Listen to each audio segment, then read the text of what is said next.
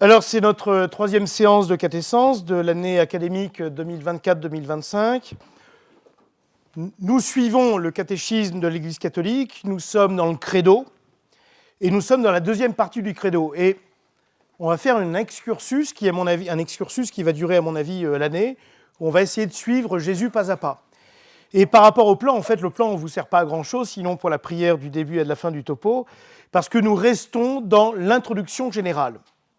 Alors, on va faire un petit rappel sur ce qui a été dit dans les deux séances précédentes, le previously, où nous avions vu les trois évangélistes synoptiques, Saint Matthieu qui raconte ce qu'il a vu, qui est juif, qui s'adresse aux juifs pour prouver que Jésus est le Messie. Saint Marc, le petit jeune converti par Saint Paul, le petit jeune un peu intimidé, et qui va devenir secrétaire de Saint Pierre, et l'évangile de Saint Marc, c'est sous la dictée de Saint Pierre. Saint Luc, le docteur helléniste, donc grec, scientifique, lettré, qui lui n'a pas connu le Christ, mais qui va faire un travail d'investigation, de recherche, d'enquête. Alors, je crois que lors de la dernière séance, quelqu'un m'avait interrogé sur l'imagerie traditionnelle héritée des pères. Et donc, vous avez vu, j'ai déjà fait le tableau à l'avance, les figures iconographiques et symboliques des quatre évangélistes. Alors, en effet, quand vous allez dans des églises, dans des temples, vous avez Saint Matthieu qui est représenté comme un homme ailé, avec des ailes, Saint Marc avec un lion ailé, Saint Luc avec un taureau ailé, et Saint Jean un aigle. Pourquoi ? Parce qu'en réalité, oui, je n'ai pas dit un aigle ailé, parce que forcément, un aigle a des ailes. C'est la base. Parce que ça fait référence à la prophétie d'Ézéchiel, chapitre 1, verset 10, et qui renvoie à l'Apocalypse écrit par Saint Jean, chapitre 4, versets 6 à 7. Et je vous avoue que, puisque quelqu'un d'entre vous m'avait posé la question, c'est pour ça que je suis revenu sur ce point, c'est tout à fait troublant de voir que l'Apocalypse a été écrit au 1er siècle, qu'Ézéchiel a écrit au moins 6e siècle, et quand vous comparez Ézéchiel 1, 10, Apocalypse 4, 6, 7, on a l'impression que c'est du copier-coller. Mais je vous renvoie à ce qui a été dit dans les topos précédents, c'est mu sous l'inspiration divine. Voilà. Donc en fait, si vous voulez, Saint Jean dans l'Apocalypse décrit autour du trône de Dieu 4 figures symboliques qui représentent les 4 points cardinaux et que ensuite les pères de l'Église ont identifiés comme étant les 4 évangélistes. Et Saint Ézéchiel, pareil, décrit au chapitre 1er sa vision entourant le char de Dieu avec l'homme ailé, l'aigle, le lion ailé et le taureau. Voilà, c'était simplement un petit rappel par rapport au topo précédent. Alors, nous rentrons dans le topo d'aujourd'hui, qui est controversé. Donc je ne vais pas vous affirmer que ce que je vous dis est la vérité, parce que l'Église est divisée. Et voilà pourquoi je vous ai mis en haut cette citation que l'on attribue à saint Augustin, que j'aime beaucoup. In necessaris unitas, in dubiis libertas, in omnibus caritas. J'aime beaucoup cette citation. On l'attribue à saint Augustin, je pense qu'elle l'est, parce que c'est vraiment la marque de saint Augustin. Dans les choses nécessaires, entendez, dans les choses évidentes, dans les choses obvies, dans les choses réelles, l'unité. Donc la foi. Dans le doute, liberté. En toute chose, la charité. Ce que je vais évoquer ce soir avec vous, on est dans le doute. Moi-même, j'ai été dans le doute. Maintenant, j'ai dissipé mon doute. Je vais vous expliquer comment. C'est la question de Saint Jean, le 4e évangile. Et alors, je sais que c'est une question qui intéresse énormément notre ami Grégoire, parce que son oncle est prêtre à la communauté de Saint Jean et défend radicalement que Saint Jean l'apôtre et Saint Jean l'évangéliste. thèse à laquelle j'ai adhéré jusque en 2020. Vous savez, au moment du confinement. Et pendant le confinement, comme on s'en enquiquinait, moi je lisais, je regardais des vidéos, je travaillais, etc. Et comme je savais que c'était une question controversée, j'ai voulu dissoudre ce doute. Et à l'heure actuelle, mais je peux revenir sur cette position. Je ne dis pas, encore une fois, là, vous voyez, on n'est pas dans le in necessaris unitas, on est dans le in dubiis libertas. Donc là, pour l'heure, suite à mes travaux depuis 2020, il me semble, et je vous expliquerai pourquoi, que Saint Jean l'apôtre n'est pas Saint Jean l'évangéliste. Après, vous en faites ce que vous voulez. Et je vous dis, moi, j'ai résisté très longtemps contre cette thèse. En plus, il y a la question qu'avait soulevée Vincent lors du dernier topo, que cet évangile, il apparaît très clairement communautaire. Et je vous explique pourquoi en citant saint Clément d'Alexandrie. Alors, vous allez me dire, mais pourquoi on parle de ça ? Est-ce que ça change notre foi ? Dans le petit feuillet annonçant ce topo, je dis, est-ce que c'est d'une importance fondamentale ? Pas du tout. Rassurez-vous que vous adhériez à la thèse pour laquelle je pense qu'elle est vraie ou que vous n'y adhériez pas, ça ne change rien. Donc l'impact, aucun. Alors pourquoi on en parle ? Parce que je vous renvoie à notre projet de catessence, initiation à la théologie, approfondissement de la foi. Je dirais parfois, comme ce soir, c'est un excursus pour avoir une culture générale. J'espère que pour ceux qui ont assisté au dernier topo, vous avez des idées claires sur Saint Marc, Saint Matthieu, Saint Luc. Eh bien là, on va essayer de travailler un petit peu sur Saint Jean. Et encore une fois, rien n'engage notre foi catholique. C'est simplement, j'allais dire ce soir, un topo de culture G. Voilà. En tous les cas, alors, à chaque fois, je vais dissocier ce qui est le tronc commun de ce qui sont les opinions. Le tronc commun, que l'on soit pour Saint Jean l'apôtre, Saint Jean l'évangéliste, qu'il soit un seul et même mec, ou qu'il soit différent, une chose est certaine, quand vous ouvrez l'évangile de Saint Jean, c'est qu'on voit qu'il y a toute l'émotion de l'écrivain sacré, Saint Jean, d'avoir vécu auprès du Christ. Ça, c'est le tronc commun. Donc vous avez bien compris, en fait, la controverse. Est-ce qu'il y a deux Saint Jean, l'apôtre, l'évangéliste, ou que l'un et l'autre n'en font qu'un ? Vous avez compris le truc. C'est bon ? Que vous preniez la thèse A ou la thèse B, que vous ouvrez votre Bible, votre évangile, et que vous prenez l'évangile de Saint Jean, vous voyez que l'écrivain sacré a vécu auprès du Christ, il est encore très ému. Alors, vous avez sous la plume de Saint Jean, qu'il soit l'apôtre distingué de l'évangéliste ou que ce soit le même, un évangile, 3 épîtres et l'Apocalypse. Enfin, c'est pas rien, quoi. Vous voyez, par rapport au Nouveau Testament, vous avez quand même des livres qui sont lourds de sens. Et quand vous prenez et à la fois l'évangile de Saint Jean, les 3 épîtres selon Saint Jean et l'Apocalypse, si je vous fais un résumé de l'introduction de ces textes sacrés, à chaque fois, ce que nous avons entendu, ce que nous avons vu de nos yeux, ce que nos mains ont touché, nous vous l'annonçons.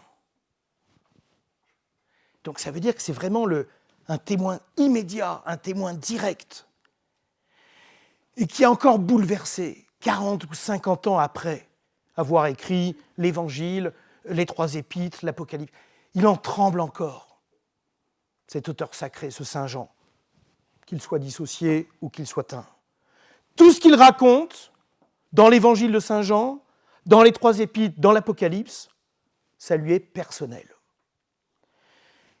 Ce que l'on regarde à travers les 3 épîtres, à travers l'Évangile de Saint Jean, à travers l'Apocalypse, c'est qu'il connaît les 3 évangiles qui ont précédé, Saint Matthieu, Saint Marc, Saint Luc. Il les connaît, parce que ça circule, comme je vous l'ai dit dans le dernier topo, et donc il ne veut pas revenir dessus. Ce qui est dit, et donc, moi je vais raconter autre chose, je vais raconter ce qui n'a pas été dit, ce qui n'a pas été relaté. Voilà pourquoi c'est un évangile qui est à part, et voilà pourquoi on ne le considère pas comme un évangile synoptique, comme celui de saint Matthieu, de saint Marc et saint Luc. Parce qu'il y a une certaine originalité de la part de saint Jean, parce qu'encore une fois, quand vous prenez la Bible, enfin les évangiles, il y a des passages qui ne sont pas racontés, qui ne sont pas narrés par les autres évangélistes. Quel est le propos de l'évangile de saint Jean? C'est une démonstration. Il veut démontrer, alors, vous avez vu que les 3 autres évangélistes synoptiques veulent démontrer aussi. Mais lui, il a une autre démonstration qu'il veut apporter par rapport à saint Matthieu, saint Marc et saint Luc. Quel est le but de la démonstration? Je pense que ça peut tomber au test. Ah oui, pour les nouveaux, à la fin, mi-juin, il n'y aura pas de topo, ce sera un test, un QCM un peu pervers, en vue de remporter 3 prix. On a discuté, il y aura un premier prix, un jambon pays entier. Il y aura un demi-jambon désossé pour le 2e prix. Et le 3e prix, on est en train de réfléchir pour une charcuterie locale, mais moindre. Je sens que ça fait frémir. Et il n'y aura plus d'équipe. Ah, il n'y aura plus d'équipe.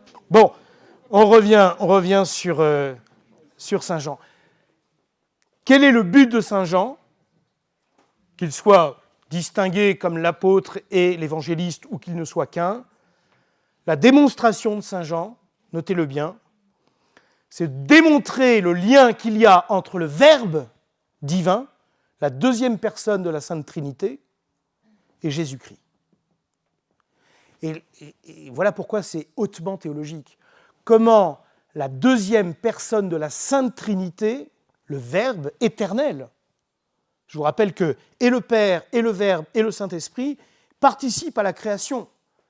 Ils sont toujours en communion totale. Mais il y a un moment donné où le Verbe, la 2e personne de la Sainte Trinité, devient un homme, à l'instant T de l'histoire de l'humanité. Jésus-Christ. Quand on dit Jésus-Christ, en fait, on prononce une phrase où on retire le verbe Jésus de Nazareth et le Christ, le Messie. Et c'est tout le propos de saint Jean. Le propos de saint Jean, c'est de dire le Verbe, la 2e personne de la Sainte Trinité, à un moment donné, est devenu un homme, Jésus de Nazareth. Le logos divin, le logos, le Verbe, la parole divine, qui à un moment devient un homme, en chair et en os. Et il veut, à travers cela, saint Jean, et confirmer dans la foi les Juifs qui se sont éparpillés dans la diaspora, et en même temps parler aux païens. Donc vous voyez, saint Jean, il a cette question un petit peu... Luc, il parle aux païens. Marc, c'est le secrétaire de saint Pierre. Matthieu, il parle aux Juifs. Saint Jean, il veut parler à tout le monde, et aux païens et aux Juifs. Et ce qui fait qu'on doit à saint Jean, dans son évangile, des scènes que nous n'avons pas dans les autres évangiles, dans les 3 synoptiques. Saint Jean-Baptiste, on en parlera d'ici un mois et demi. Les noces de Cana. Alors là, les noces de Cana, on verra. C'est pour ça que, déjà, les noces de Cana, pour moi, sont un indice que saint Jean l'apôtre n'est pas saint Jean l'évangéliste. Saint Jean l'apôtre, c'est le frère de Jacques. C'est des fils de marins pêcheurs nantis. La différence de Pierre et de son frangin. Saint Jean, Saint Jacques, ce sont des fils de marins pêcheurs qui ont des ouvriers, des salariés. C'est une entreprise. Saint Pierre, non, pas du tout. Ils vivent avec leur père, ils réparent eux-mêmes les filets. Enfin, vous lisez tout ça dans les évangiles, c'est clair. Donc, on est bien d'accord que Saint Jean, l'apôtre, est fils de pêcheur, frère d'un pêcheur, marin pêcheur, mais une belle entreprise florissante, où il y a des salariés, des ouvriers, etc. C'est une belle boîte, quoi. Ça fonctionne bien. Comment voulez-vous que, premier indice, comment voulez-vous que Saint Jean l'apôtre, fils de pêcheur, marin pêcheur, qui va être recruté par le Christ après les noces de Cana, soit aux noces de Cana? Bon, encore une fois, vous pourrez me dire, c'est comme Saint Luc, hein, qui fait une investigation et qui interroge. Bon, ok. Vous avez tous les entretiens entre le Christ et Nicodème. Nicodème, pharisien qui cherche la vérité, qui interroge. Les dialogues entre le Christ et Nicodème sont d'une hauteur théologique incroyable. Nicodème est un pharisien qui veut la vérité, qui cherche le bien. Alors, il a un peu la trouille. À chaque fois que vous voyez les entretiens entre Nicodème et le Christ, c'est dans la nuit, hein, à minuit, en cachette, pour interroger Jésus. Qu'est-ce qu'il faut faire, Rabbi, pour avoir la vie éternelle ? Et là, on a une définition du baptême. La Samaritaine, quand Jésus est assis sur le puits, qu'il est épuisé, qu'il a envoyé les apôtres faire des courses, il voit la Samaritaine qui est en train de choper de l'eau dans le puits, « Donne-moi à boire ». Mais toi, tu es un juif, tu es un vrai juif. Les Samaritains sont des hérétiques, hein, pour les juifs. Parce que les Samaritains ont rejeté un certain nombre de livres de l'Ancien Testament. Et donc les juifs purs ont rejeté les Samaritains en disant « Vous êtes des impurs, vous êtes des hérétiques, vous n'avez pas à entrer dans le temple ». Et comme il y a beaucoup d'accents, Jésus a un accent de Galiléen, et la Samaritaine lui dit « Mais toi, un vrai juif, tu oses me demander de te filer de l'eau alors que nous sommes rejetés ?» Et vous avez un dialogue incroyable, parce que la Samaritaine, la pauvre, elle est concubinaire, elle a eu 5 maris, et là, vous avez un dialogue vraiment impressionnant, en sachant que les apôtres ne sont pas là. Les apôtres font les courses. Oui, il y a des chaises là. Il suffit de contourner. Oui, mais c'est pas grave, c'est pas grave.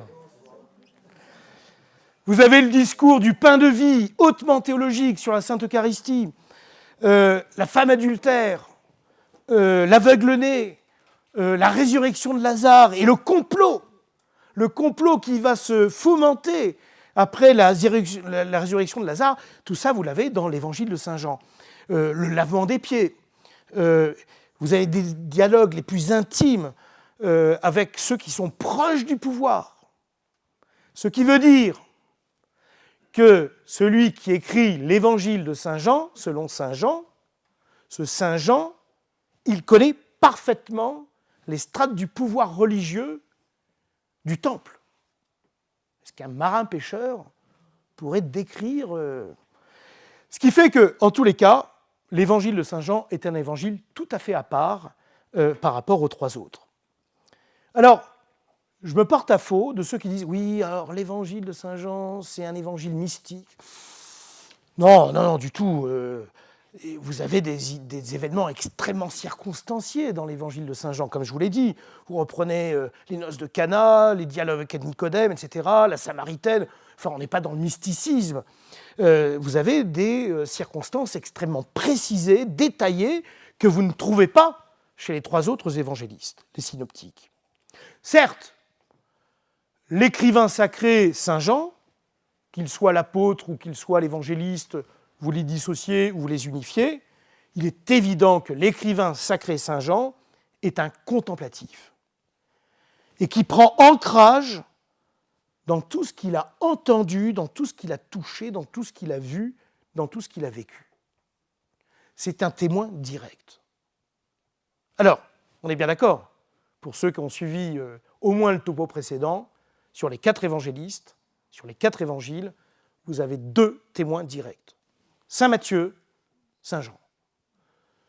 Saint Marc, Saint Luc, ils se font raconter les choses, mais vous avez 2 témoins oculaires directs, Saint Matthieu, Saint Jean.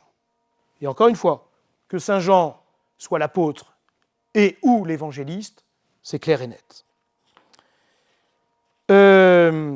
Par une dizaine de fois, dans l'évangile de Saint Jean, il s'appelle lui-même, et vous le savez, pour ceux qui ont l'habitude d'aller à la messe, d'écouter un peu les sermons, d'écouter l'évangile ou de lire l'évangile, le disciple que Jésus aimait.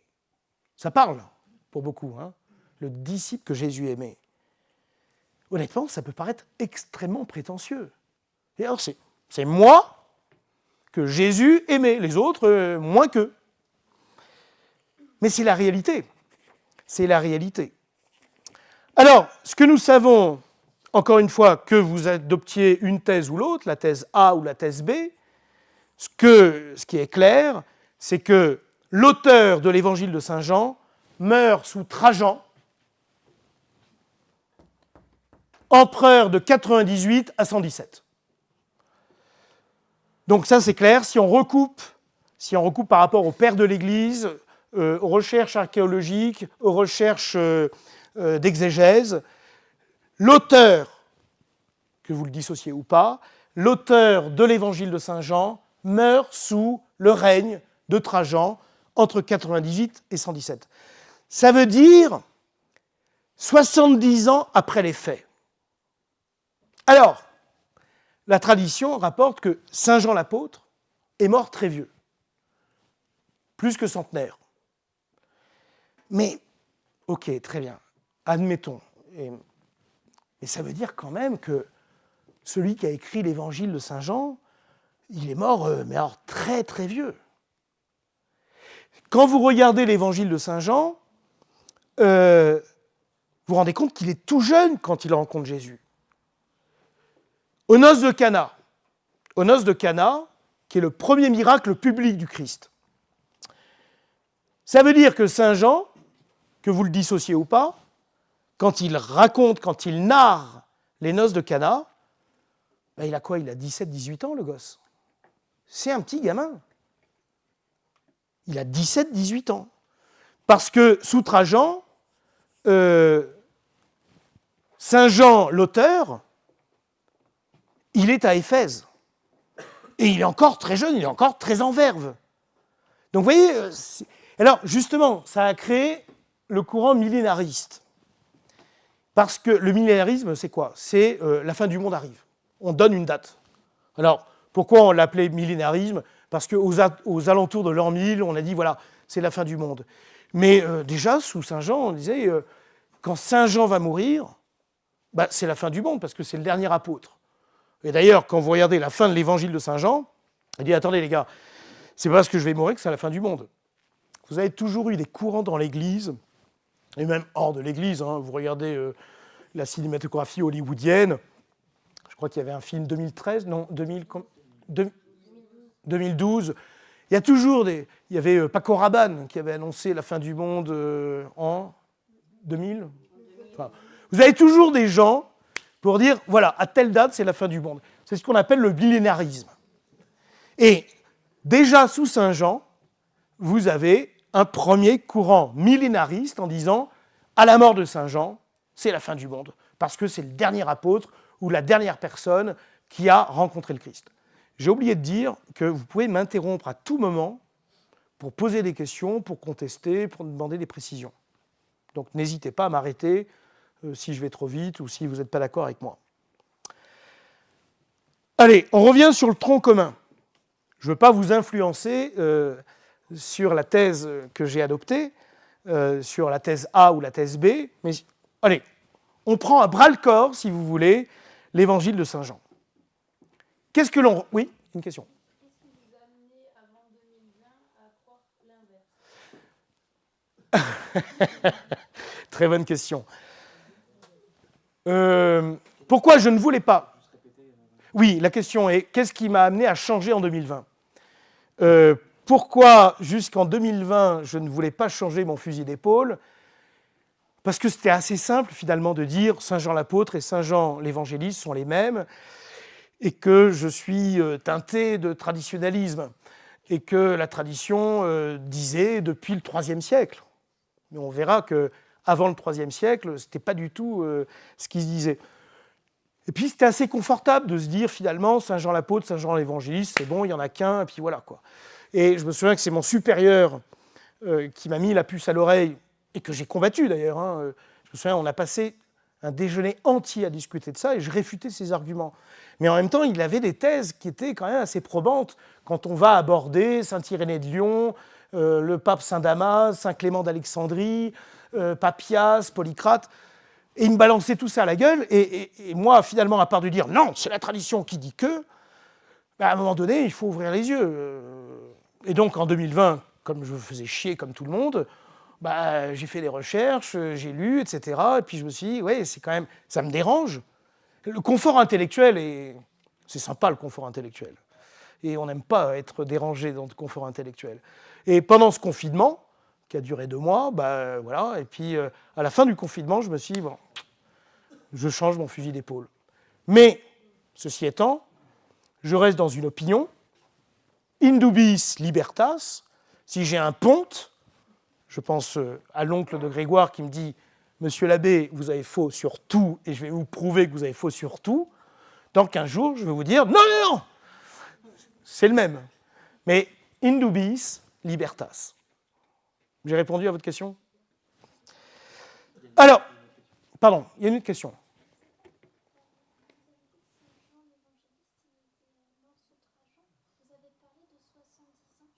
Non, non, je dis que le Saint Jean qui écrit meurt sous Trajan de 98 à 117. On a du mal à dater la mort de Saint Jean, ou des 2 Saint Jean, mais en tous les cas, s'il n'y en a qu'un ou qu'il y en ait 2, c'est après l'an 100. J'ai répondu ou pas? 70 ans. Non, non, non. Alors, c'est sûr que Saint Jean n'est pas mort à 70 ans. Impossible. Impossible. C'est bon? Allez, on prend le tronc commun, on ouvre l'évangile de Saint Jean, et on lit Saint Jean. On lit Saint Jean, et qu'est-ce qu'on se rend compte en lisant l'évangile de Saint Jean? C'est un gars de Jérusalem. J'allais dire, par rapport à nous, c'est un parigot. Vous voyez, il connaît la capitale, mais par cœur. C'est un fin connaisseur de la culture juive, de la Bible hébraïque. Il connaît tous les termes techniques de la religion hébraïque. C'est un vrai juif, c'est un pur juif. Je vise personne dans cette salle, mais c'est un mec qui a fait Sciences Po l'ENA, quoi, vous voyez. C'est un grand connaisseur du culte et du temple. Il connaît parfaitement la topographie de Jérusalem. Quand vous lisez l'évangile de Saint Jean, c'est vraiment impressionnant. Il connaît les rues. Moi, j'ai eu la chance, parce que j'ai plus de 50 piges, donc je suis un vieux, mais j'ai eu la chance de connaître les vieux taximans de Paris. Aujourd'hui, vous prenez un taxi, alors ils ont 2 téléphones, un qui est sur, je ne sais plus quelle application, ils ont 2 applications. Ouais, où est-ce que vous voulez aller? Alors ils tapent l'adresse et tout. Moi, j'ai connu les vieux taximans, ils connaissaient les rues de Paris par cœur, avec les sens interdits, les sens uniques, etc. Et puis vous conduisez. Quand vous lisez l'évangile de Saint Jean, il connaît Jérusalem, mais comme sa poche. Et il connaît le temple de Jérusalem comme sa poche, y compris le personnel. Il est connu du grand prêtre. Dans l'évangile, notus pontifici, connu du grand prêtre. Il connaît l'organisation. Écoutez, c'est simple. Moi qui ai vécu 6 ans à Rome et qui ai eu la grâce, la chance d'avoir comme directeur spirituel le gouverneur de la Cité du Vatican. Moi, je peux vous décrire la Cité du Vatican. Telle allée, elle conduit à l'héliport. Quand vous rentrez dans le palais Saint-Damas, au premier étage, tel couloir, l'ascenseur, vous avez un huissier qui vous conduit à tel étage, etc. En plus, bon, à l'époque, j'étais jeune, donc con, et je m'amusais à me perdre dans la Cité du Vatican. Ah, je ne sais pas où je suis. Donc, il y avait un garde suisse qui me disait, ah, si, la sortie, elle est là, c'est simple et tout. Mais je peux vous décrire assez facilement. C'est-à-dire que j'y ai vécu, enfin, que j'ai traîné mes baskets là-dedans. Quand vous lisez l'évangile de Saint Jean, vous voyez que Saint Jean, il connaît le temple par cœur. Et quand vous, j'aurais dû d'ailleurs imprimer quand vous regardez la carte du temple, avec la cour des gentils, c'est des strates, mais incroyables. Il connaît ça par cœur. Comment voulez-vous qu'un marin-pêcheur, frère de Jacques, fils de Zébédée, connaisse le temple comme ça sur le bout des doigts, avec le personnel, avec tout. Et à côté de cela, ce qui est très intéressant, quand vous lisez l'évangile de Saint Jean, c'est qu'il connaît très mal la topographie de la Galilée. À part Cana, parce qu'a priori il y a été, parce que Cana, on y reviendra, ça a été une grande fête de mariage juif, des notables et tout, mais à part Cana, quand vous lisez l'évangile de Saint Jean, il n'y connaît rien de la Galilée. Or, s'il est le frère de Jacques, fils de Zébédée, il devrait connaître la Galilée. Non, il connaît mieux Jérusalem que la Galilée. Et en plus, il pratique un grec très pur, comme saint Luc. Pendant des siècles, saint Jean l'apôtre a été assimilé à saint Jean l'évangéliste. Ça, je vous le reconnais, et encore aujourd'hui, c'est un vrai débat. Il est vrai que, si vous voulez, dans nos images d'Épinal, les 12 apôtres. Ok, très bien, oui. Jusqu'à la mort de Judas, il y a 12 apôtres. Bon, vous avez quoi? Vous avez 2 couples de frangins, Pierre et André. 3 couples de frangins. Vous avez Pierre et André, fils de pêcheurs, mais des pêcheurs locaux. Vous avez Simon et Jude, et vous avez Saint Jacques et Saint Jean, fils de Zébédée. Donc déjà, là, sur les 12, vous en avez 6, 3 couples de frangins. Okay, et c'est vrai que si vous regardez les évangiles, vous avez 3 principaux apôtres qui sont sélectionnés par le Christ. Il y a une sélection, ça il faut le reconnaître. Pierre, Jacques et Jean. Ce qui va donner des proverbes. On regarde la transfiguration, le Christ prend avec lui Pierre, Jacques et Jean. La résurrection de la fille de Jaïr, qui était morte, Pierre, Jacques et Jean. À l'agonie, sur le jardin des Oliviers, Pierre, Jacques et Jean. Mais c'est à partir du IIIe siècle seulement que l'on va commencer à assimiler saint Jean l'apôtre et saint Jean l'évangéliste. Ce que je veux dire par là, c'est qu'avant le IIIe siècle, durant les 2 premiers siècles, jamais on a associé les deux. Pendant 200 ans, on distinguait saint Jean l'évangéliste, saint Jean l'apôtre. Y compris dans l'Évangile, y compris dans les 3 épîtres, y compris dans l'Apocalypse. Parce que, quand vous regardez bien, le titre d'apôtre, c'est vraiment un titre. Je dirais comme un titre militaire. Vous voyez, quand on parle des 12, y compris Judas, Judas l'apôtre, Saint Pierre l'apôtre, Saint Jean l'apôtre, Saint Jacques l'apôtre. Et jamais pour lui, l'écrivain sacré, pas une seule fois, pendant 2 siècles, on va parler de Saint Jean l'évangéliste qui est Saint Jean l'apôtre. Donc on fait une distinction entre les deux pendant 2 siècles. Alors pourquoi, au IIIe siècle, on va assimiler Saint Jean l'apôtre et Saint Jean l'évangéliste? Parce que, en fait, si vous voulez, et comme je vous l'ai dit au dernier topo, il faut que, et ça c'est normal, qu'on trouve une origine apostolique à chaque évangile. On a 4 évangiles, il faut qu'il y ait une origine apostolique. Saint Matthieu, c'est simple, il a suivi le Christ. Saint Marc, il a suivi Saint Pierre. Saint Luc, et à la fois Saint Pierre et Saint Paul. Donc à chaque fois, si vous voulez, vous avez une lignée apostolique. Et donc là, au IIIe siècle, on se dit, mais quelle est la lignée apostolique de l'évangile de Saint Jean? Sinon de dire que Saint Jean est l'apôtre. Le problème, il est le suivant, c'est que dans l'évangile de Saint Jean, il n'est fait aucune allusion qu'il a été lui-même apôtre. Vous pouvez lire l'évangile de Saint Jean en long, en large, en carré, en diagonale, jamais il dit qu'il est l'apôtre. Il est le disciple bien-aimé. Il n'est pas l'apôtre. On voit qu'il y a une dissociation entre Saint Jean l'apôtre, Saint Jean l'évangéliste, car il n'y a aucune raison pour que Saint Jean l'apôtre connaisse aussi bien Jérusalem, le temple, etc. C'est un pêcheur, quand je dis un pêcheur, un marin-pêcheur de Galilée. Or, Jean l'évangéliste, comme je vous le disais, ne connaît rien à la géographie de la Galilée. Il est paumé quand il parle de la Galilée. Maintenant, on va regarder un petit peu, on va se détacher du texte, et puis on va regarder les commentateurs. Okay ? Donc là, je me suis amusé à faire un commentaire ad intra, on va faire un commentaire ad extra. Ad intra, on l'a vu. Ad extra. Ad extra, vous avez Saint Irénée de Lyon, entre 130 et 200, Donc on est entre le 1er et le 2e siècle. Origène, pas Saint Origène. Origène, père de l'Église. Origène ne peut pas être canonisé. On a déjà parlé ou pas d'Origène? Non. Origène, alors moi j'aime beaucoup la littérature d'Origène. C'est du brut de décoffrage, c'est un père de l'Église. Mais apparemment, il était très, très torturé par les péchés de la chair. Et il a décidé, pour ne plus être tenté, de s'émasculer. Ce qui fait que pour être canonisé, c'est mort.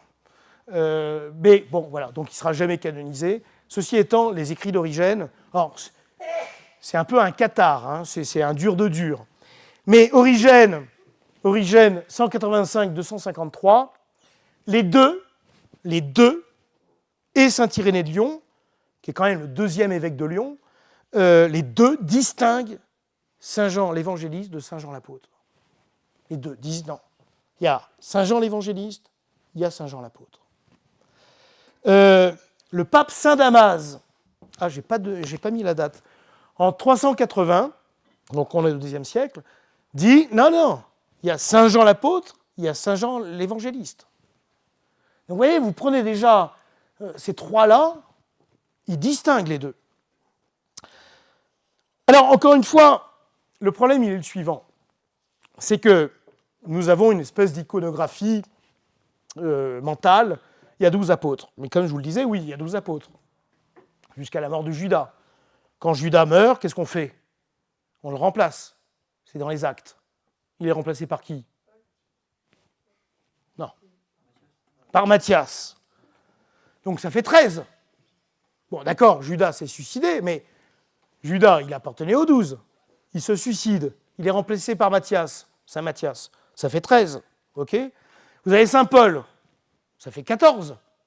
D'ailleurs, je vous rappelle que Saint Paul, l'apôtre des apôtres. Et Saint Paul avec un A majuscule. Donc ça nous fait déjà 14 apôtres. Barnabé lui-même est considéré, il a le titre d'apôtre. Par toute la tradition, par toute la liturgie. Ça fait 15. Donc vous voyez, attention, oui, les 12 apôtres, mais jusqu'à la mort de Judas. Et après, ça fait 13, 14, 15 et plus. Donc attention quand nous disons, il y a 12 apôtres. Oui, il y a 12 apôtres jusqu'à la mort de Judas. Continuons un petit peu nos recherches ad extra. Papias. Alors Papias est évêque d'Hiérapolis vers l'an 90. 90. Donc il a connu Saint Jean. En tout cas, il est contemporain de Saint Jean ou des deux Saint Jean. Hiérapolis, aujourd'hui, c'est en Turquie. C'est pas très loin d'Éphèse. Et ce qu'il y a de très intéressant chez Papias, c'est qu'il énumère les apôtres qui sont morts. Et il dit, ils sont tous morts. Tous les apôtres sont morts. Sauf Saint Jean, disciple du Seigneur qui est encore vivant. Il faut continuer de le consulter. Donc ce qui veut dire que Papias distingue Saint Jean l'apôtre de Saint Jean le presbytre, le prêtre, avec un P majuscule, et on va voir que... Et donc Papias, qui est contemporain des deux Saint Jean, dit il y en a un qui est mort. Par contre, l'autre continue de le voir. Saint Jean qui? Saint Jean l'évangéliste, puisqu'il dit tous les apôtres sont morts. Polycrate, 130, 198, 199, il est évêque d'Éphèse.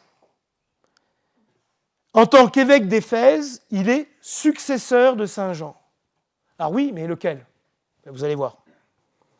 C'est-à-dire qu'il est successeur de Saint Jean sur le siège d'Éphèse.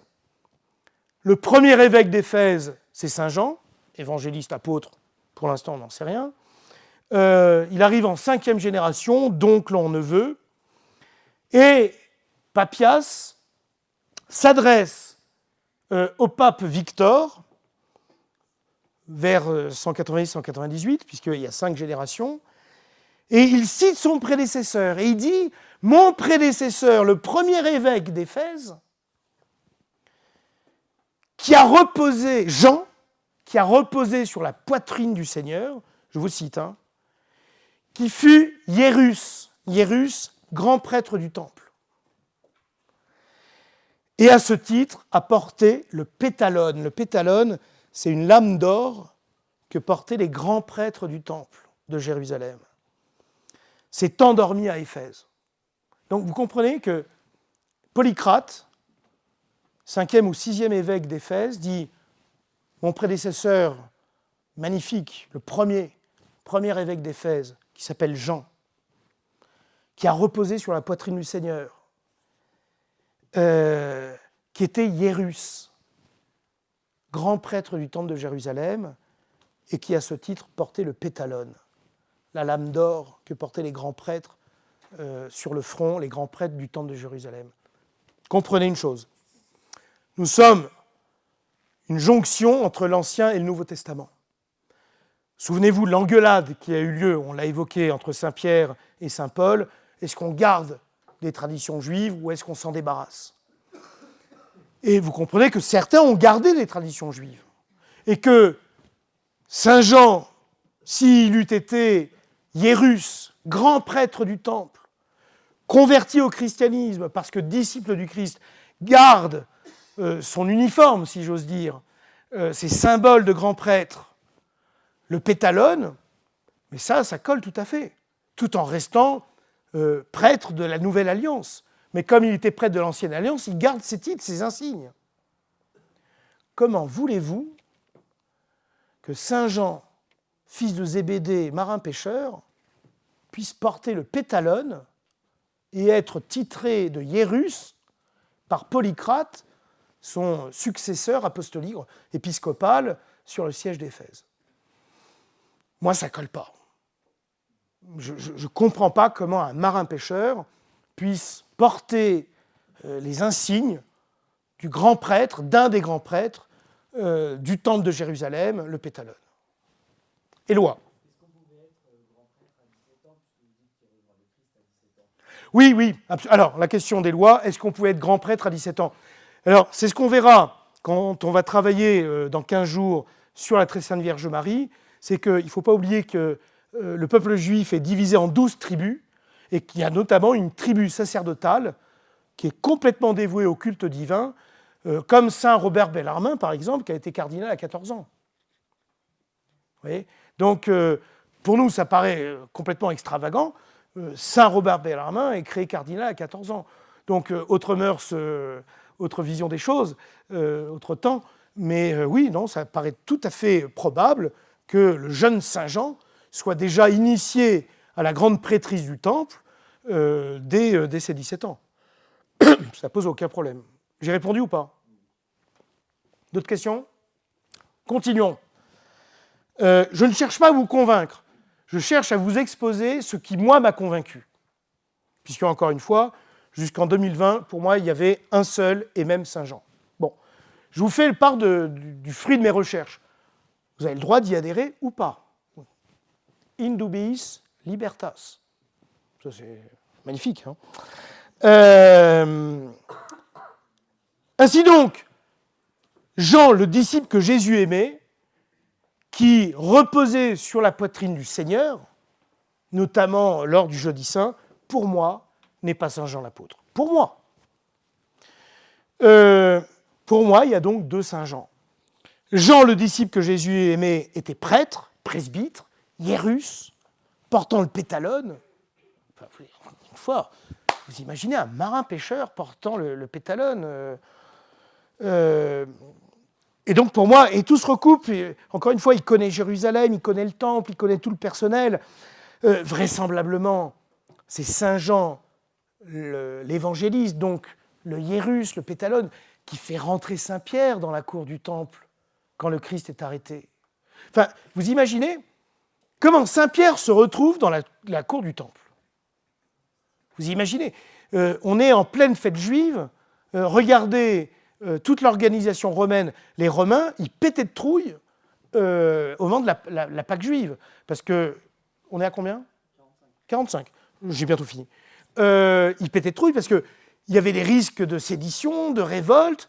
Donc on ramène toutes les légions romaines à Jérusalem. C'est un peu genre crise les gilets jaunes, quoi, vous voyez. Et donc, non, mais c'est vrai. Et donc, on arrête Jésus, il est traîné au temple. Et comment se fait-il que Saint-Pierre se retrouve dans la cour du temple? Il a eu un passe-droit, il a eu un billet. Un marin-pêcheur qui lui fait rentrer dans la cour du temple? Non, je pense que c'est Saint Jean Hiérus qui, par un passe-droit, qui, le fait rentrer. Et d'ailleurs, Saint-Pierre est très emmerdé, parce que très vite, il est reconnu à son timbre de voix, à son accent. Ah, ton accent, là, rocailleux de Galiléen, t'en es, moi, j'en suis pas, je le connais pas, et tout. Triple reniement. Mais comment Saint-Pierre est rentré dans la cour du temple? Alors que c'est... Mais il y a des flics partout, il y a des CRS partout. Comment il rentre dans la cour du temple? Un passe-droit. C'est le fils du marin-pêcheur qui lui fait le passe-droit. Cyril. Donc, du coup, Saint-Jean l'apôtre serait celui qui a penché sa tête sur Non, non, ça c'est Saint-Jean l'évangéliste. Si on distingue Saint-Jean l'apôtre de Saint-Jean l'évangéliste, c'est Saint-Jean l'évangéliste, le disciple que Jésus aimait, qui a reposé sa tête sur la poitrine du Christ. Saint-Jean l'apôtre, frère de Jacques, fils du marin-pêcheur Zébédée. Si on distingue les deux, in dubis libertas, Saint-Jean l'évangéliste est plus jeune que Saint-Jean l'apôtre, d'une quinzaine, vingtaine d'années. Je vais très vite, puisque j'avais promis de faire des topos de 45 minutes. Alors, s'il fallait apporter une dernière pierre à l'édifice, vous avez le canon de Muratori. Muratori est un archéologue italien en 1875 qui fait des fouilles, qui trouve un manuscrit du 7e siècle, mais qui reproduit une copie de l'an 150, 2e siècle. Et quand vous regardez, alors ce sont des fragments, hein, vous n'avez pas le texte total et entier, quand vous prenez le canon de Muratori, découvert en 1875 par Muratori, d'un manuscrit du 7e siècle, qui est une copie de l'an 150, vous voyez que tout se recoupe et que qu'est-ce qui est dit dans ce canon de Muratori, qui est reconnu comme authentique, comme copie de la copie. Et voilà pourquoi, et peut-être que Vincent voudra rebondir, mais que véritablement sur les évangiles, c'est certainement l'évangile le plus communautaire qu'il soit. Tout ce qu'a écrit Jean, relatant ce qu'il a vu, ce qu'il a entendu, sera révisé par les apôtres. Ça veut dire qu'il est quand même sous l'impulsion d'autres apôtres. C'est lui qui va terminer, puisque évidemment, il va mourir le dernier. Hein. Quand vous prenez Saint Clément d'Alexandrie, 150-215, Saint Clément d'Alexandrie nous dit « Jean, encouragé de tous, donc de la communauté chrétienne, écrivit son évangile. » Donc, ce que nous pouvons retenir, que vous soyez pour la thèse B, il y a 2 Jean, ou la thèse A, il y a un seul Jean, il est clair que l'évangile de Saint Jean a été écrit en dernier, diffusé beaucoup plus tardivement. Voilà, au moins ça c'est le tronc commun. Moi, je vous ai fait part de petites recherches, je vous ai paru peut-être un peu exalté, mais voilà. Est-ce qu'il y a des questions? Vas-y, Bastien. Si Saint Jean, l'évangéliste, est à minima le disciple bien-aimé de Jésus, c'est qu'il est connu de lui, qu'il en est contemporain, donc c'est quand même une source directe, contrairement à Saint Marc ou Saint Luc, qui eux reçoivent l'évangile par des intermédiaires. À ce compte-là, ça lui donne quand même une autorité. Quelle est l'importance qu'il soit apôtre ou non? J'ai dit au début, t'es arrivé en retard. Non, Non, il n'y a aucun impact. Le débat ne change rien. Non, c'est pour ça que vraiment, in dubis libertas, ça ne change rien à notre foi. Ça ne change rien à notre foi. Et alors, juste... Non, en fait, si vous voulez... Ah oui, pour les nouveaux. Non, je vais revenir sur toi. Pour les nouveaux, je vous rassure, hein, je pense que les nouveaux, les tout premiers, là, qui, pour la première fois, c'est qu'intéressant, ils disent oh, ils se prennent la tête sur des choses hyper... Non, d'habitude, c'est beaucoup plus simple. Vraiment, je vous dis, hein, dans 15 jours, on va voir la Sainte Vierge. Ils se disent wow, c'est un débat entre intellectuels, entre exégètes, théologiens. C'est l'unique fois, c'est vraiment l'unique fois où, oui, je me suis amusé. D'ailleurs, je vais vous dire la vérité, j'ai hésité. J'ai hésité à faire ce topo en me disant je vais les paumer, je vais les perdre. Mais quand on est passionné, je me suis dit peut-être que je vais leur faire goûter un peu de ma passion. Mais c'est vrai que j'ai hésité en me disant, est-ce qu'il est vraiment nécessaire de faire un tel topo sur un sujet aussi pointu? Je me suis dit, à un moment, on peut jouer, quoi. Mais voilà, il n'y a aucune incidence sur la foi. Tu voulais poser une deuxième question? Oui, sur la différence exacte entre disciples et apôtres. Alors, très bonne question. La différence entre les apôtres et les disciples. Comme je l'ai dit, le Christ va prendre 12 apôtres jusqu'à la mort de Judas. Pourquoi 12? Très intéressant de voir que Dieu joue avec nos symboles. 12 apôtres parce qu'il y a 12 tribus d'Israël. Donc le peuple juif. Donc le nouveau peuple. 72, pourquoi? 72 disciples. Donc il y a 12 apôtres, 72 disciples. Parce qu'à l'époque du Christ, la cartographie de l'Empire romain avait dessiné 72 civilisations. 72 cultures, 72 pays, tu l'appelles comme tu veux. Et donc, comme les 72 sont appelés à évangéliser à travers le monde, Jésus, me semble-t-il, a rebondi sur notre chiffre de l'époque, 12, les 12 tribus, 72, les 72 nations, connues par l'Empire romain, cartographiées par l'Empire romain. Donc, en fait, ça c'est ce qui est clair en tous les cas, c'est que le Christ agit par cercle concentrique. Il y a un noyau de 3, Pierre, Jacques et Jean, il y a les 12 apôtres, il y a les 72, il y a les cercles concentriques. C'est juste un numerus clausus, finalement. Oui, puis après, voilà, en fait, non, c'est pas un numerus clausus, c'est un numerus qui joue sur les symboles de l'époque pour dire maintenant, le peuple de Dieu est ouvert à l'universalité. D'accord. Et c'est peut-être finalement, malgré qu'il fut bien aimé du Christ, son statut de hiérus qui empêchait à l'évangéliste d'être apôtre.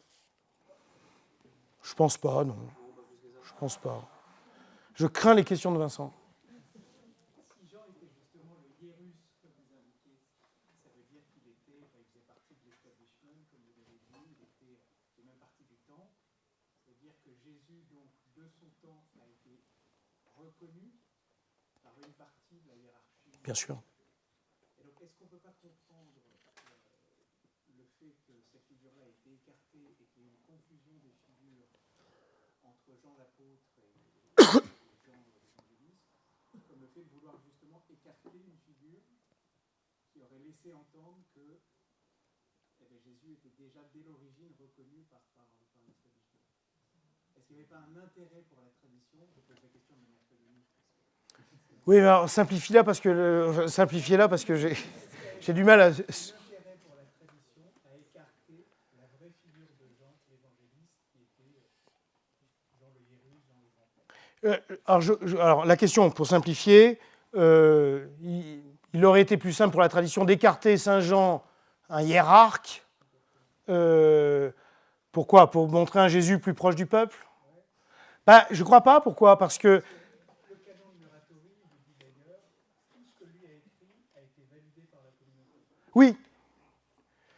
Oui, mais cependant, si vous regardez dans les évangiles, Nicodème, qui est un hiérarque, un grand pharisien, la fatigue aidant, aidez-moi, celui qui offre son tombeau au Christ, qui est lui-même pharisien, d'Arimathie, lui-même est cité. Lazare est un notable. Il ne faut pas oublier qu'à la mort de Lazare, tout Jérusalem se déplace. Donc non, on n'a jamais caché les amitiés, les complicités, j'allais dire même les incointances d'amitié proche avec les grands. En fait, Jésus, et c'est là où Jésus nous est offert à tous, c'est qu'il va s'adresser aux plus humbles, aux plus pauvres, aux centurions, pour le moins, au moins 2 centurions, Saint Joseph d'Arimathie, Saint Nicodème, au moins Nicodème, Lazare, Saint Lazare, tout ça sont des hiérarques, sont des gens extrêmement puissants. Si on faisait une comparaison, Lazare serait l'équivalent d'un préfet quasiment. Je dis ça comme ça gratuitement, mais tout Jérusalem se déplace pour présenter les prières à Sainte Marthe et à Sainte Marie. Donc non, jamais on n'a caché les liens que Jésus avait avec le pouvoir. Jamais. J'ai répondu ou pas? D'autres questions? Alors, autre controverse, mais là, c'est vraiment pas mon topo. La tradition dit que oui. Vous avez beaucoup d'exégètes protestants qui disent que non.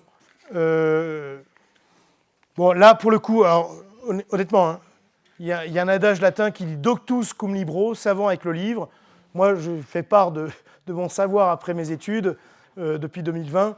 Là, pour le coup, je serais incapable d'y répondre. Je sais que c'est contesté, mais je n'y connais rien là-dedans. Me demandez pas un théorème d'Einstein, je ne pourrais pas vous répondre. On est du même ordre. Donc, si j'ai bien suivi, votre Saint Jean, dont la tête a reposé sur la poitrine du Christ le soir de la scène, c'est lui qui était Iérus et évangéliste, et donc il n'est pas Saint Jean l'apôtre. Voilà. Mais qu'est-ce qu'il faisait là le soir de la scène avec... Ben, Très bonne question. Je repose la question. Si, pour résumer, hein, si Saint Jean l'évangéliste n'est pas Saint Jean l'apôtre, qu'est-ce qu'il foutait là au Jeudi Saint? Ben, c'est le petit bonhomme qui suit Jésus depuis le début, depuis les noces de Cana, depuis le premier miracle. C'est le disciple que Jésus aimait, donc il a un passe-droit de Jésus. Et peut-être que certainement, il ne faut pas oublier que les apôtres s'engueulent hein, pour savoir qui est le premier, et notamment Saint Jean et Saint Jacques. Et vous avez même la mère de Saint Jean et de Saint Jacques qui dit « Jésus, on est bien d'accord, hein, lui et lui, mes deux fils, un à ta droite, l'autre à ta gauche. » Et Jésus qui dit « Tu ne sais pas de quoi tu parles. Okay » Et on voit qu'ils s'engueulent. Moi, je suis le premier, moi, je suis le deuxième, un peu comme dans un parti politique, numéro 2, numéro 3. Et donc, peut-être, très certainement, que les 12 devaient se dire « Ce petit gelot, qu'est-ce qu'il nous fout là dans les pattes ?» Très certainement. Mais, en tout cas, si on adhère à la thèse B, à laquelle j'adhère, parce qu'il est le disciple bien-aimé, bah, il avait des passe-droits, oui. On est bon ? Ok. Eh bien,